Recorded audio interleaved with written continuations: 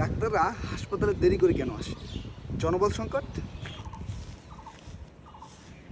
হাসপাতাল টাইমে private chamber কেন? জনবল সংকট। ডাক্তারের ব্যক্তিগত কাজে অ্যাম্বুলেন্স ব্যবহার কেন? জনবল সংকট।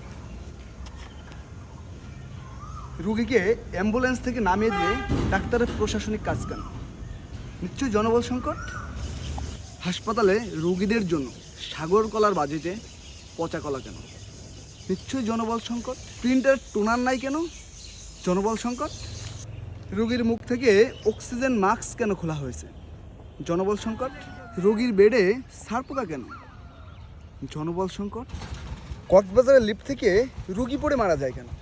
নিশ্চয়ই জনবল সংকট। রুগীকে ভুল ইনজেকশন পুশ করা কেন? নিশ্চয়ই জনবল সংকট। হাসপাতালের পরিবেশ নোংরা কেন? জনবল সংকট। ডাক্তারদের হাসপাতালে হাজিরা দিয়ে প্রাইভেট চেম্বারে চলে যাওয়া কেন? নিশ্চয়ই এখানেও জনবল সংকট।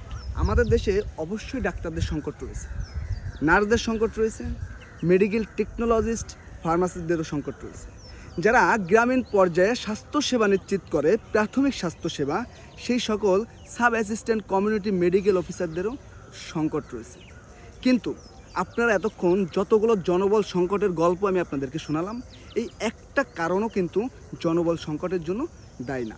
আমাদের মন্ত্রী এবং জনপ্রতিনিধি যারা আছে বা স্বাস্থ্যের যারা হর্তাকর্তা আছে, তারা কিন্তু বিভিন্ন সময়ে কিন্তু বিভিন্ন হসপিটাল পরিদর্শনে কিন্তু এই নিয়মগুলো পেয়েছে এবং এই নিয়মগুলো নিয়েই কথা বলছে, এবং এই নিয়মগুলো সঠিকভাবে পালন করার জন্য কিন্তু কখনোই জনবলের সংকট হওয়ার কথা না। কিন্তু বিভিন্ন হসপিটালে বিভিন্ন স্বাস্থ্যকর্মী ডাক্তাররা কিন্তু এই অনিয়মগুলো করেছে, এবং এই অনিয়মগুলো যদি আমরা শুধরে নিতে পারি, আমাদের যে জনবল সংকটের আমরা একটা কথা বলি, আমাদের যে ভঙ্গুর একটি স্বাস্থ্য ব্যবস্থা, সেখান থেকে আমরা না একটু হইলেও কিন্তু পরিত্রাণ হতে পারি। আমরা যদি একটু যদি আন্তরিক হই, সেটা কিন্তু হতে পারে। কিন্তু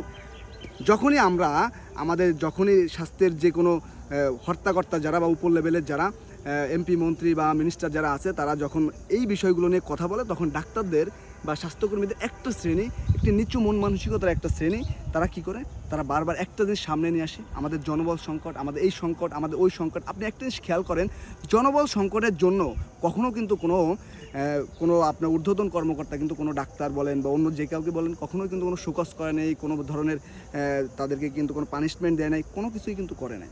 কিন্তু আমরা কিন্তু এই জিনিসটা বারবার বলে যাই। তা আমাদের হাতে যেটা আছে, যতটুকু আছে সেবা দেয়, এটা যদি প্রপারলি যদি আমরা সেটাকে সাবমিট করতে পারি, ডাক্তারদের সেটাকে প্রপারলি ব্যবহার করে, তারা যদি অনিয়মটুকু না করে, আমাদের স্বাস্থ্য ব্যবস্থা এখন যে অবস্থাতে আছে, জনবল সংকট থাকার পরেও আমরা এর থেকে অনেক বেটার একটা সার্ভিস পেতে পারি, আমাদের দেশের মানুষ সেই চিকিৎসা সেবাটা পেতে পারে।